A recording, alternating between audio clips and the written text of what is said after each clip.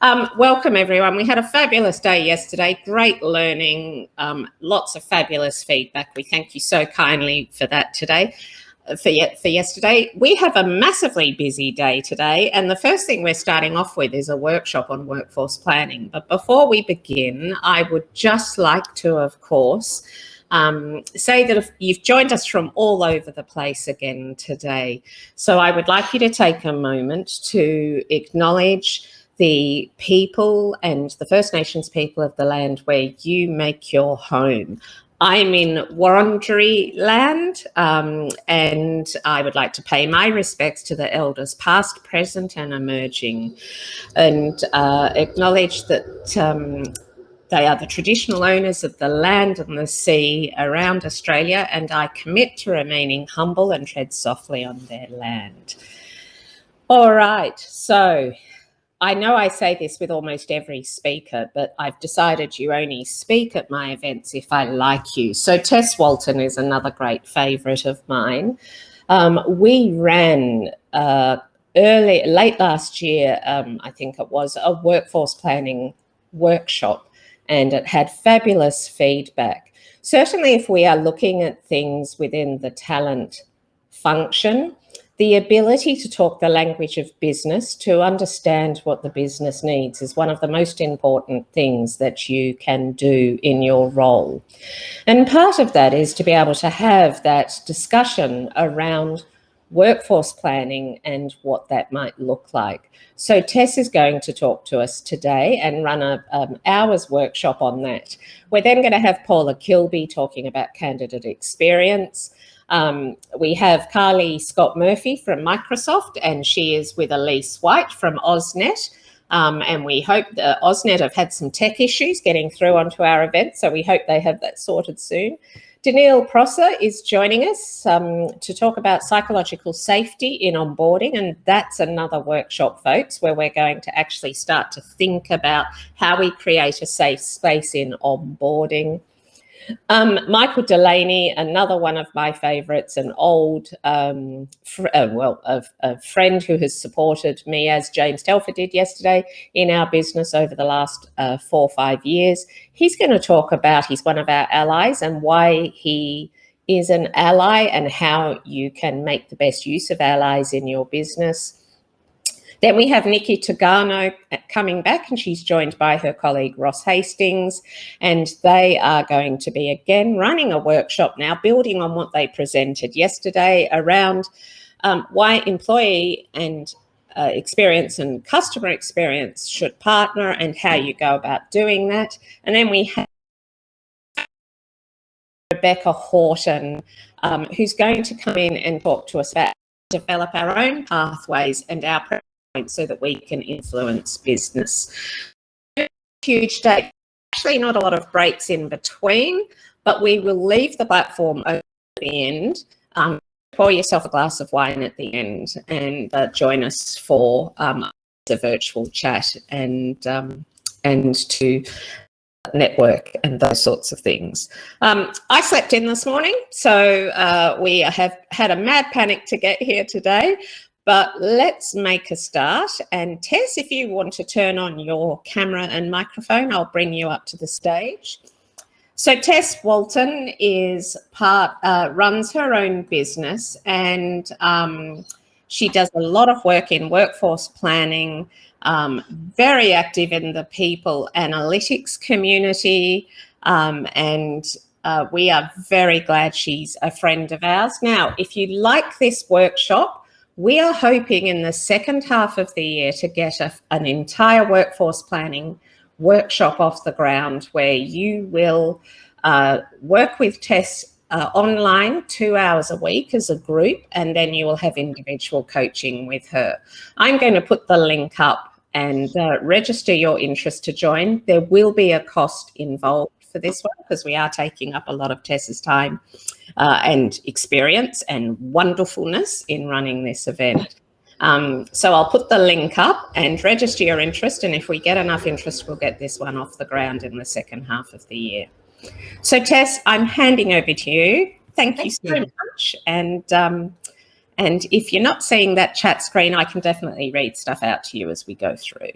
That's great. Thanks so much, Andrea. It might be, I might start with a question in the chat before I start my presentation, because it is a little challenging being able to swap between the two. So can I just ask people to answer a yes or a no in the chat as to whether you think that workforce planning is a priority for your leadership? So for your organisation, is workforce planning a priority, yes or no? Oh, Sky, you've got a nice style there. That's an uppercase with a whole lot of S at the end. So that's great. Yes. Jamie, I see it says it should be, but it seems that maybe it's not actually playing out for you. Is that what you mean by that? James, a yes and a no? Okay, so we're definitely getting a vibe of yes. And appreciating even the comment that you're self-employed, but it's a priority for you. Fabulous. Gotcha. So James has just clarified that it's a yes and a no because it does depend on the business unit. And I'd absolutely agree. I've worked with some really large organisations, and I hear them, positioning in conferences like this, we're doing workforce planning. And they definitely are, but I know in a lot of circumstances there's some business units that aren't quite as engaged as others. And I think, this is one of those things that workforce planning needs to actually adapt and adopt according to the organisation overall, but also the lines of business or the business units. It depends on, the complexity of the business, the readiness, for being able to explore the future. So there's a lot of comments there, and I appreciate the positioning that it has to be sponsored by the business and not HR. I definitely agree. HR's got a huge role though to steward it. So really that's what I'm hoping to cover in this workshop, just to check in with yourselves of what some of the common starting places are, and clearly from a viewpoint of the lens with a talent acquisition lens on it, what are some of the activities that you may be doing already, and that you might be able to, I suppose, develop or evolve to a next level. So I'm going to start sharing. All the slides are definitely available for your use and for your adaptation and adoption within your organisation. So I asked yourselves, oh, sorry, I'm jumping all over the place. There we go. I asked yourselves whether you saw it or felt that it was a leadership priority. This is research by the World Economic Forum in 2018, where they asked significant leaders across the globe whether they believed workforce planning was a leadership priority. And I find it very interesting because there's two profiles here. The first one is based on industry. So the industry profile is globally. Basic and infrastructure was 53%, being the lowest, and the highest was energy, where they were indicating that they did believe workforce planning was a leadership priority. The second profile there is based on countries. And of course, we've got an Australian lens here. Australia actually scored the lowest of all the leaders as to whether they believed it was a leadership priority. So I do feel for anyone that might be on this call that is clearly located in Australia, and then overlaid with the fact that they might be working in basic and infrastructure, professional services, or in even your financial services and media area, because for all of yourselves, it's you're being rated, or for your industry, it was already rated lower, and then overlay that with you being in Australia, and we're one of the countries that sees workforce planning for our leadership quite low. So that might be I suppose a catalyst for being able to take, might even be a story to share with your colleagues as to why sometimes we're not necessarily getting the traction that we need for leadership engagement in workforce planning.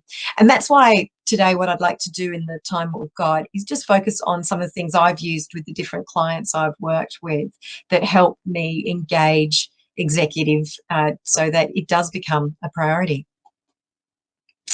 So the first one is what I call the 9 key words of workforce planning. There's lots of definitions out there in terms of what does workforce planning mean?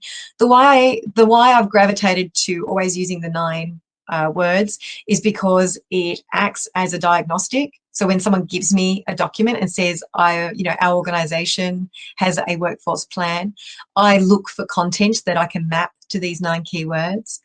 And it also helps me from a perspective of the prescription. What do I need to do in order to undertake my workforce planning? Well, I need to consider the external and the internal environment. And I need to consider, when I'm thinking externally and internally, that I'm thinking about the supply and the demand, and that I look at it from the viewpoint of that supply. What are the characteristics of the workforce? And by that, I mean the enablers for execution. So it's not just your skills, it's also the knowledge, the aptitude, the behaviours. It might be the accreditations. So it's any of the characteristics or attributes we use to describe the workforce.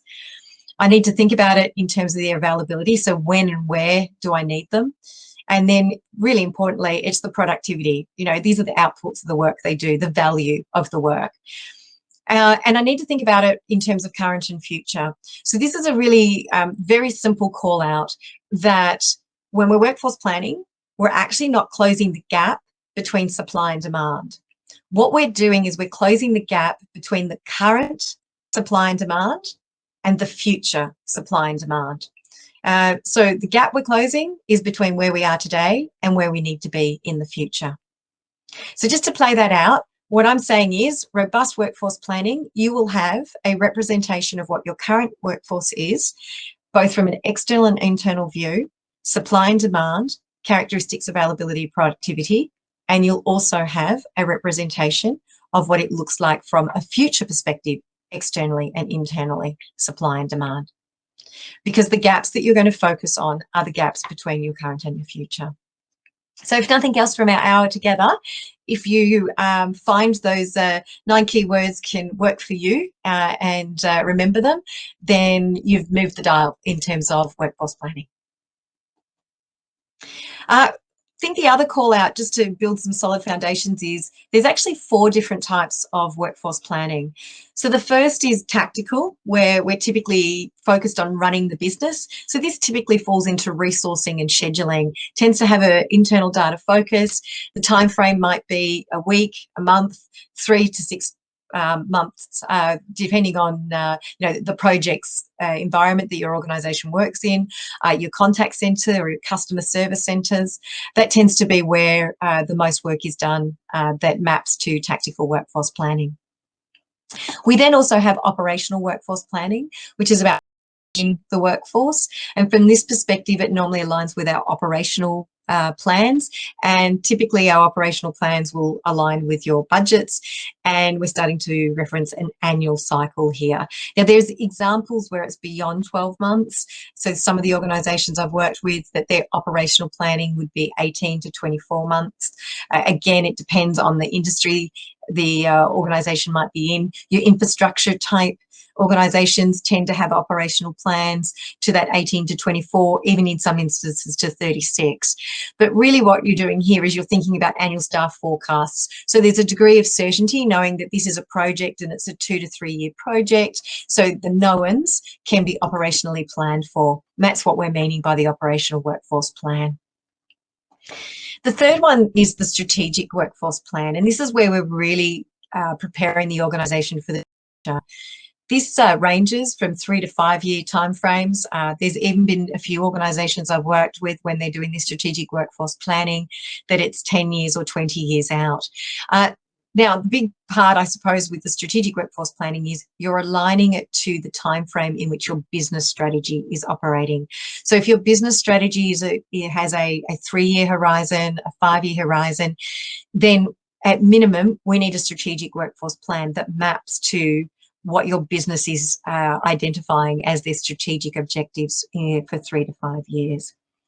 When we start to do strategic workforce planning, we do start to look further ahead, and so as a result you start to see that we're exploring scenarios of what could the future be, because the uncertainties are greater than those that are the certainties that we agree with or that we identify as part of operating planning.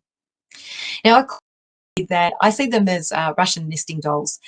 So each of them can stand on their own. So your organization could just be focusing on tactical, or just on operational, or maybe tactical and operational and not having the strategic workforce planning. I think that the fact is, though, that the decisions that have been made when you're tactically workforce planning and operationally workforce planning, that if they're being made in isolation without a long-term view, then the question is, are we making the decisions today? Are they building the workforce that we actually need for the future? So it really does help if you have a future view that aligns with your business strategy, that is then used to inform your decision making at the operational and tactical level, because that means that those decisions we're making today can be aligned to taking place in order to build the future. Now, I mentioned there's a fourth type of workforce planning. The fourth kind of cuts across the three of these, and the point in time, project, transformation type workforce planning. Something there's a particular driver for you to actually embark on workforce planning. The three that I've got here are more of your regular operating rhythm that gets baked in. Two other elements that I want to position here, and again, because we've mentioned the people analytics, today it's going to be more of a focus on workforce planning, and as I mentioned, an overlay of, as talent acquisition professionals, how you would, I suppose, take the opportunity to do workforce planning with your business. Just highlighting that, you know, a lot of us are focusing on data. Our organisations are looking at data and how we can use it. I think, you know, importantly, one of the elements is that we focus on the reporting, which tends to be understanding our current and our past. When we're using data for workforce planning and we're looking at the future, what we're really wanting to do is interpret those trends and be able to present insights so that we're making, I suppose, you know, creating informed decisions based on the data that we're looking for at. So that's a whole nother topic for another time. I think the other that I just want to position as a little bit of a foundation is that when we're doing workforce planning, we're basically answering 5 key questions, and they're really simple questions for us to remember. It's, where does our workforce need to be? So that's, you know, from a viewpoint of visioning. And again, an important part of this is, what time frame am I referring to when I say, where does our workforce need to be? Am I thinking 12 months, 18 months, you know, 3 to 5 years ahead? What's influencing our workforce? So clearly here, there's 2 elements. It's the focus from an internal and an external perspective, and then it's also the focus from what is influencing our workforce right now, currently, and what's influencing our workforce from a future perspective. So we need to be looking at the horizon. Where are we now? Where are we heading? Looking at it from the viewpoint of understanding that quite often when you're doing workforce planning, people will talk about a current state, but our current state isn't static, it's dynamic. So the fact is that we have trends of, and our current state is moving, because we have people that are joining our organisations, leaving our organisations. We have people that we're investing learning and development on, they're getting promotions. So there's a whole lot of dynamics. So when we're looking at current state, we need to be focusing more on the trends of current state and where they're heading, as opposed to the static, as at a certain date, this is what our profile is. Importantly, I position that these first 3 questions can be answered in any order. It depends, as was highlighted earlier, that the way in which workforce planning occurs within an organisation, you can have some business units that might be very ready to have the workforce need to be. So they could start with the future view. Others you might need to do a little bit more work on to convince them that they need to be considering some investment in workforce planning. So in that case, you might actually invest in what's influencing our workforce. So you might take the first steps about a workforce scan and bringing some external trends or even internal trends to your leadership and explaining, see these things that are happening, are we ready for this? These are potential, these have potential impact on our workforce. And the third one could be, where are we now, where are we heading? It could very well you start forecasting based on your past and present trends, that it's indicating that your workforce demographics and or characteristics from a viewpoint of the skills, the type of work they do, qualifications, etc., is heading in a direction that you don't think is aligned with your business strategy. So those three questions could be, you could start on any one of them. They could be answered in any order, but all three of them should be answered before you then go into what gaps do we have. And the reason I highlight this is because if you'll recall just a few minutes ago, I highlighted that the gaps you're focusing on closing when you're doing workforce planning is the gap between current and future. And that's why it's really important that we're exploring the consideration of where your current trends are taking you and the future before you start saying these are our gaps and this is what we're going to close. If you don't do this, you are at risk that your workforce planning is going to be focusing on closing your existing gaps. So the gaps that exist for your organization right now, which means that you'll stay in reaction mode. What we want to do with workforce planning is get to a stage where we've actually got strategies for ensuring that the gaps don't hit our organisations in the same way that they've hit in the past, where we have to scramble to react to be able to close a gap. Now, I'm all resonating, and as I said, unfortunately, I can't see the chat, but I might just pause for those that are helping me with moderation. Is there anything that anyone would like to comment on? Have we got some I suppose observations that people are saying that yep, I agree, or no, I don't? There's been no observations at the moment, apart from me saying what such simple questions to actually ask the business to just have the there's some questions in Q&A. Thanks, Carly. My whole life, Carly organises me. Okay, Ivan Harrison has thought. Yeah, yay for Carly. Ivan Harrison is asking, why is planning more an afterthought in TA versus branding assessment on? Everything should start with a plan, yet many TA functions aren't mature in this space. Yeah, I know. It's quite a challenge, isn't it? And I think I think part of it is that when we think about workforce planning, I find that there is clarity on what we're meaning by it and who has the accountabilities for what activities within workforce planning. And I think that's a major part of this. It was commented in the chat when I first opened that business has a key accountability for this. And so, in some regards, I think that there might be some deference to the business that, we're looking for them to do this planning, and then talent acquisition takes that planning and builds the strategies for how they're going to get the resources.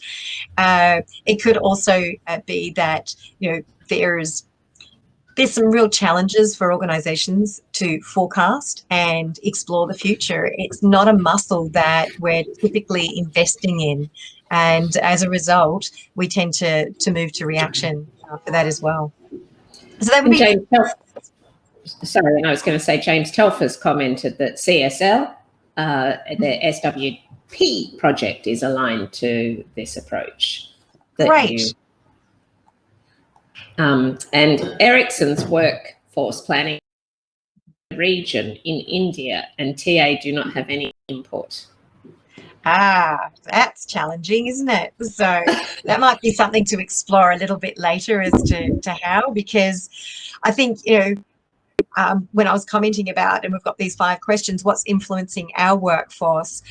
Well, clearly, when we start thinking about external, a huge overlay when you're considering the external is what market are you actually operating in?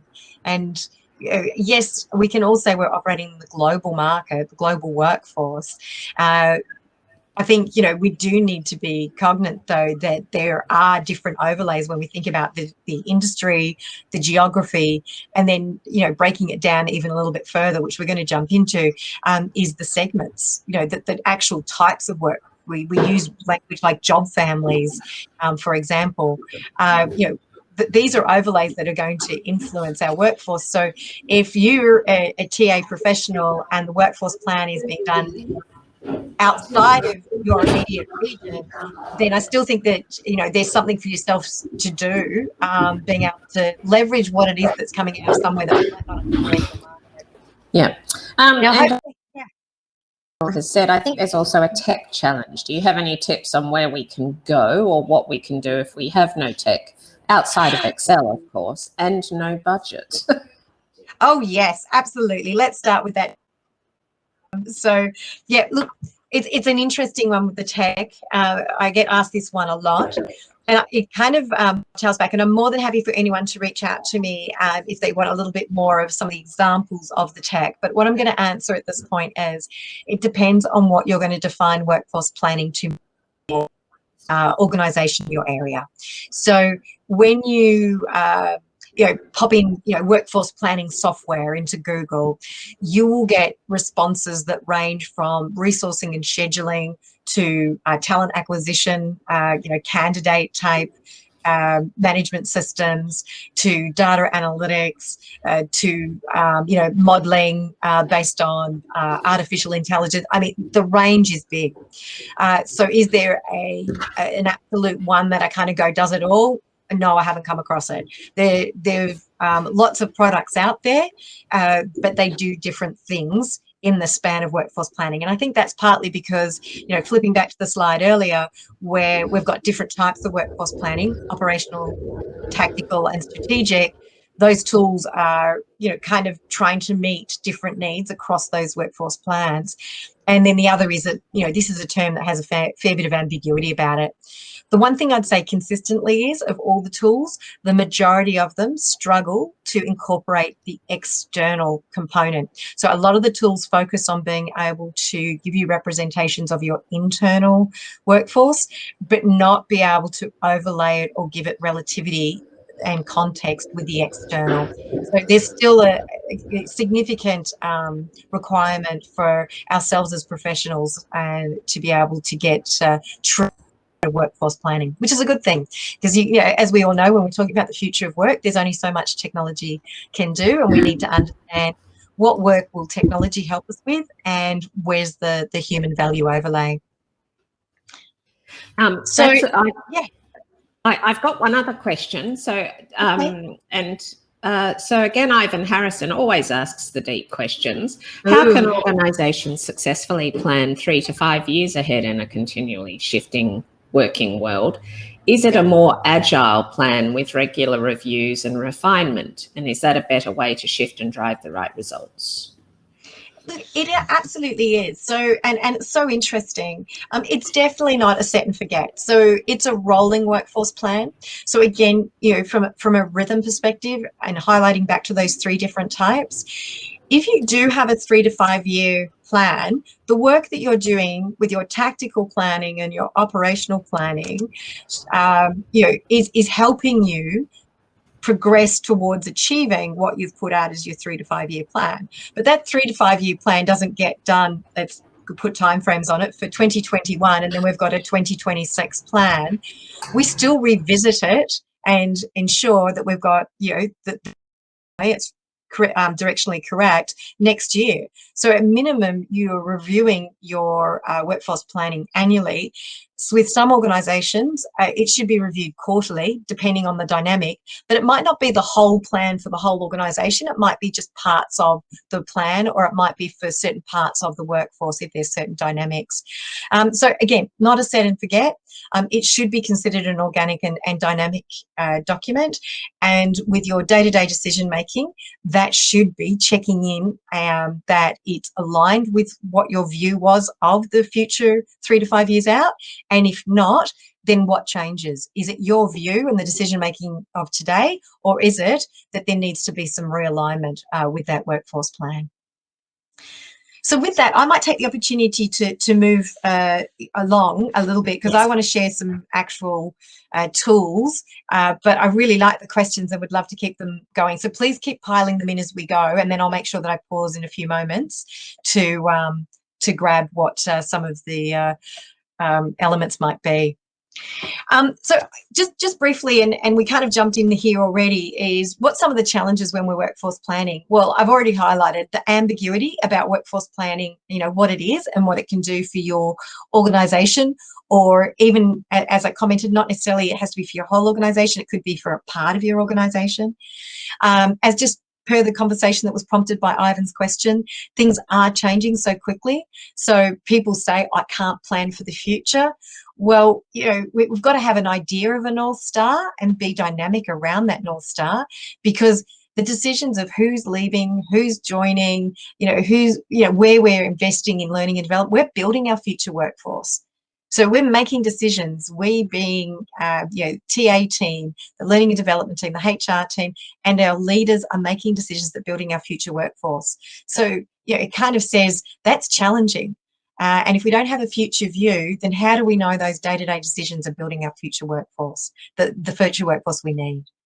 I think the other is that, it does lead to a degree of paralysis due to the lack of clarity about the future business environment. So we need to enable the business to understand what are the things that we can do that, I call them the no regret moves. What's certain about the future, and for those certainties, let's plan for them. For the uncertainties, then, quite candidly, how do we hedge our bets? What degree of risk if we did take this action versus that action? So there's I call my business talent risk management. There's a huge risk element to this, and that gets a fair bit of buy-in to the business as well. Often there's the limited understanding of the relationship between strategy and talent. So it's quite interesting. We have business strategies, and then if you're a public organisation, as in public service, you'll have policy strategies that map to that, and you'll clearly have financial plans, but maybe not a workforce plan. That's interesting, because we can't execute any plan within the business if we don't actually have a workforce. We have, if we're a private and we've got stock, from a viewpoint of the stakeholders externally, we're looking at it that we might have market plans as well as the financial plans. So we've got, customer segmentation, we've got products, we've got service plans. Again, it's how interesting. We've got all of these plans, but we've got many instances where organisations don't have workforce plans. Yet again, no plan can be executed without a workforce. So that's why I'm commenting that one of the challenges is that there is limited understanding of the relationship between the strategies and the plans that the organisation does feel that they invest in versus the talent. Another difficulty is, of course, determining the true cost of talent. Know that a way of engaging people in workforce planning or any of the work that we do in HR is being able to represent a cost and a value statement. That's challenging. Note I say challenging and not impossible. Access to good data can quite often be a challenge, and then overall short-term business mindset. So they're just some of the challenges. And again, I just want to share some of the things I use to be able to work with those challenges. But like that, one of the biggest I find is sequencing. That people will often say, I'm putting off strategic workforce planning, so that future planning, because I've got problems today, and if I fix them, then I can focus on the future. And I hear this over and over again. We've got to fix today before I start talking about the future. The problem is that all those fixes that you're investing in today is building your future workforce. And there are examples where businesses have focused so much on fixing today that they've found themselves falling short for the preparedness and readiness for the future. So I think it's a big thing for us to be mindful of, that it's not just about fixing the today. We've got to have some high level pointers of where our workforce needs to be in 3 to 5 years' time, so that we can make today's decisions with that future view in sight. So with those 5 questions that I commented on before, what I'd like to do is focus on them, which is what is influencing our workforce, and how that can work to actually, as TA professionals, actually what can we do, and how we can actually help our business understand the role of TA in this sort of planning. It might be that we don't even label it, as in I'm workforce planning. when you look at some of this, it could just be seen as being proactive talent acquisition, which does link back to one of the comments that was being made in the chat just previously. Why is it that TA definitely is understood that it's got a role in the marketing and the branding, but not necessarily in the planning? So this might work quite nicely to flesh that out a little bit more in terms of the exploration. I mentioned at the beginning my 9 keywords. I use them over and over, so it's just a nice reminder. When I'm looking at what is influencing our workforce, again, I go back to our 9 keywords. The examples I'm going to use right now are about external supply and demand. You could even, when we're exploring what's influencing our workforce, think about it from an internal. In this particular instance, I'm doing the external supply and demand. So for many of you, you'd be aware of the Job Outlook website. And if you're not, definitely worth a look. So this is maybe one of those free resources that can actually help you with work. So again, many of you would be aware of the ANSCO code, so the Australian Standard Classifications of Occupations. I'm example here of one that many of you probably have got on your list of open requisitions at this particular point in time that would map to computer network and systems engineers. There's very few organisations that aren't trying to hire systems or software engineers at this particular point in time. So an example of how I use some external information and begin planning talent acquisition is sharing some of these sorts of statistics. Now, these are all straight from Job Outlook. Now, Job Outlook sources information from the Australian Bureau of Statistics, and it leverages the census data. So that's why the number of workers is dated for 2016. But this would be something that I'd be sharing as part of, something I'd be aware of as a talent acquisition professional, but also something that I might be sharing to be able to engage a part of the business in terms of engaging them to discuss planning, right? So how can we actually be thinking of things ahead of just you've got the requisition now, as in there's a vacancy and I need to do some work with you to fill that vacancy. So here's some ways I'd be building a bit of a story to say we need to actually be thinking about this proactively and we need to invest in some planning. So the first one is saying that, in the 2016 census, there were 13,200 people that identified as being belonging to the ANSCO code of computer network and systems engineers. So that gives us a little bit of an idea of what the size of the labour market could be. It's also about the fact that the future growth is projected to be very strong, so that the Job Outlook is used in schools and universities for career advice. So a signal that it's very strong means that there is, I suppose, a signal to those that are looking at their career prospects that there is future growth in this. An interesting one is actually considering the average age for the particular profession that you're looking at. In this case, for computer network and systems engineers, it's 38, whereas the average age for the Australian workforce is 40. And then a statistic like 7% of the people that have identified in the census as being computer network or systems engineers, 7% are identified as female. And the Australian average for all job types is 48%. Here's where it starts to get a little grey. I mean, there's clearly a role that TA plays in terms of diversity and inclusion.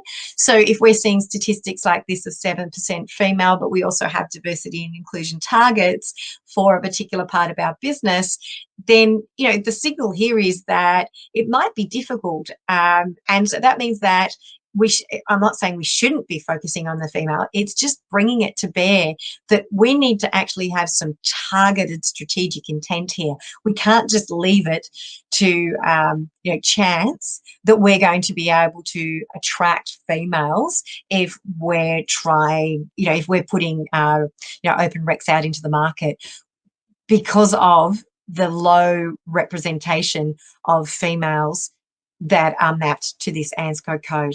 So can you see, hopefully, that with a couple of data points, we're actually build some indicators of what our planning needs to be, both from a viewpoint of engaging with the business, but also for ourselves as talent acquisition professionals of what are some of the strategies and activities we need to invest in. The next part down here is just an example of some statistics I worked with. So as part of what's on Outlook, it will also give you a representation across the different states of Australia. So that 13,200 up there is mapped out, where I did an approximate calculation that they're saying that of those people that identified themselves as computer network and systems engineers, 37.5% of them were located in New South Wales. So as a result, I just did that 37.5 by the 13,200 to be able to tell a client that indicatively there's around, just shy of 5,000 people that identify themselves as computer network and systems engineers using the census. So that kind of gave us a bit of, I suppose, again, a bit of a signal and a radar as to what parts of Australia had the highest representation of those identifying with computer network and systems engineers. Now, it's not a complete and robust picture because that's just part of the story. We've only got a limited time, but you can do some of this using content in LinkedIn as well. And the LinkedIn, and I did do it for this particular example, LinkedIn data actually came up a little bit higher than 13,200, but it still came in quite relative. And I suppose the difference is there that within LinkedIn environment, it's obviously got a little bit more of a currency because people are quite often on there to be able to network as well as for employment opportunities. So what I'm saying is it was 13,200 in 2016. It's a bit higher if I go and look for similar using LinkedIn analytics. However, you can still see that this is a strong indicator. It's directionally correct of what the representation of the profile for computer network and systems engineers might be. So that's just a quick dip into a way you can build a story around a particular part of the workforce, a job family, of what external supply might look like. I then want to build out a little bit about what the external demand might look like. So again, just briefly, what I've done is, as at a certain date, I might throw systems engineer into the Seek search engine or any of the job board platforms. And at this particular point in time when I did this, there was 7,032 jobs that came up with mapping to systems engineers. Now, we all know that there's redundancies in them, jobs that didn't get closed. It's not, a really tight search. So towards the back of this, you'll start to get it matched to systems, but not to engineer, or it matched to engineer, not to systems.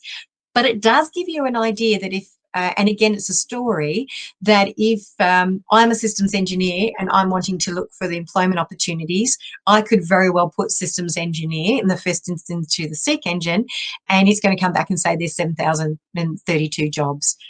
So then the next level is, as a job seeker, what are the filters that I'd want to add to this? Because I can't leave it at 7,032 jobs. One of them might be, its location or the industry, salary. They might start putting in some sub-classifications.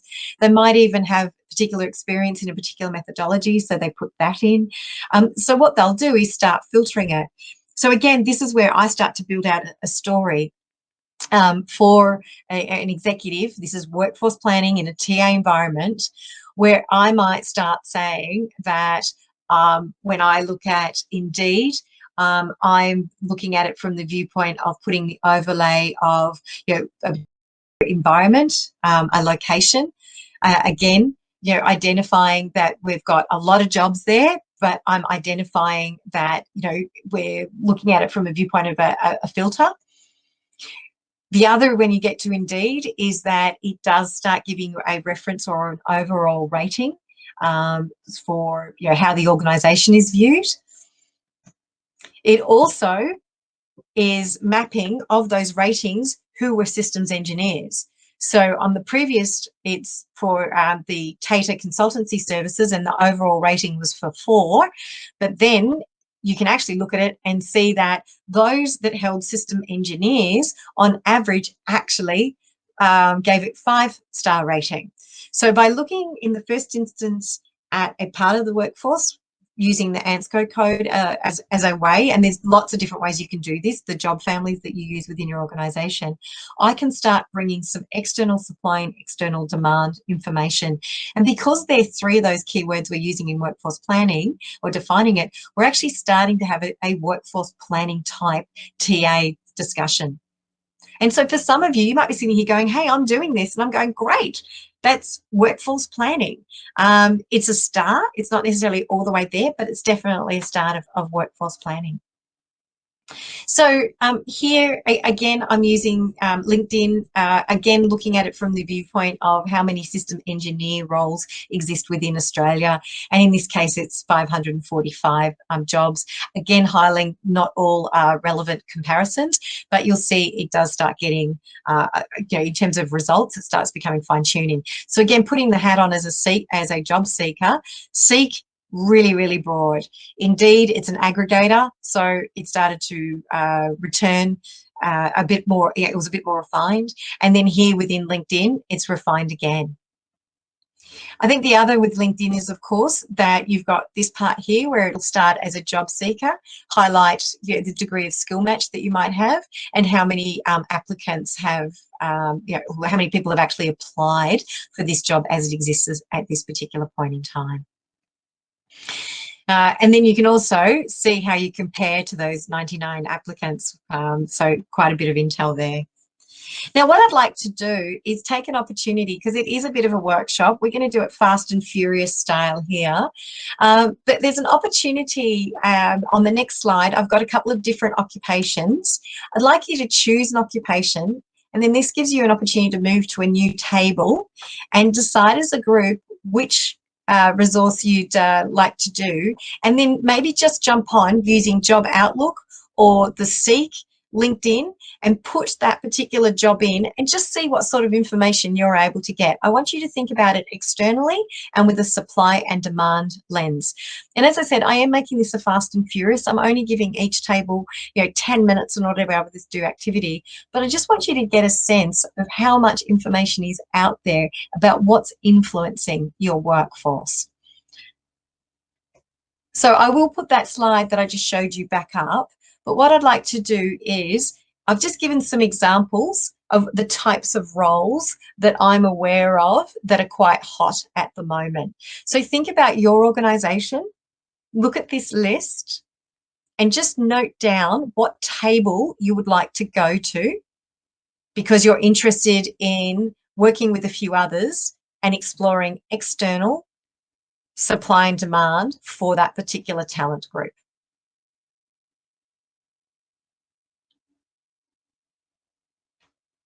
So I can come back to this, but hopefully there's something there that you just look at and think, yep, that's me. That's what we want to do.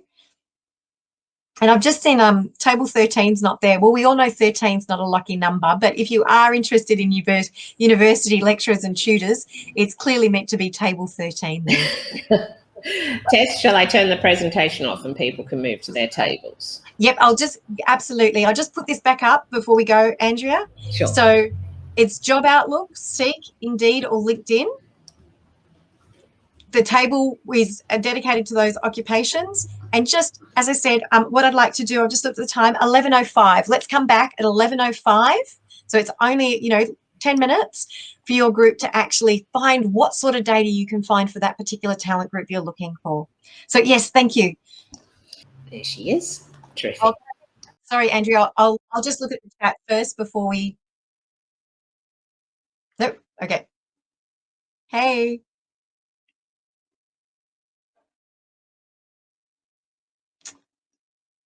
So I'm just looking at the chat. Any observations? Yep, absolutely. So the US ONET, there's some great content. So Job Outlook, Chris, you've commented, Job Outlook, links into the ONET, which is the US, and there's some brilliant. So That's great. So I have given you a tool that some of you didn't know about. Brilliant. I'm really pleased. James, you're not coming back, is it? You're still busy playing. Um, that's fine. You know, in terms of it, I just look at it as being that Job Outlook is a starter for conversation. We don't need to kind of, say that it's absolute truth or the, I mean, clearly it's based on the ABS statistics, but it just helps us actually have some of the dialogues that we want to have. And when you've got something that's saying in Job Outlook, for example, that they say the future growth of this particular occupation is declining or is stable versus very strong, that's helpful to play out to your business as well. That, okay, that's interesting. And I've done this before when I'm working with a business and they say, yes, this is a role that's growing. And then I look at Job Outlook and it says it's in decline or it's stable. You kind of start looking for more to be able to have a dialogue with the business to say, why are we thinking it's going to grow? Whereas the general business sentiment, you can find out all of this with part of Job Outlook. It'll tell you how it collates information from industry and business to be able to calculate those projections of the degree of growth. So it'll be great to kind of circle back to that and be able to say, our planning says this is a growth. The overall Australian industry is saying it's stable or in decline. Is there something misaligned here? So, yep. So there's the ONET link Chris has provided. You'll find it's actually ONET is embedded within the Job Outlook as well. So when you start looking at the attributes, so the skills and the types of work people do and the abilities in Job Outlook, that's actually sourced from ONET. And so you'll be able to trigger into ONET. And it's a brilliant resource as well for workforce planning. Brilliant. Okay. Well, glad that a number of you found that helpful. To just finish off with just a couple of more slides and then we'll come back. So if there's any other sharing or comments, observations anyone wants to make, please do in the Q&A or the chat, and I'll just show 2 more slides and then we'll finish up. Rather nicely, someone did this for me earlier, again via the chat, where there was a comment about, we do a lot of work, or there's buy-in from the business about understanding marketing and the importance of brand.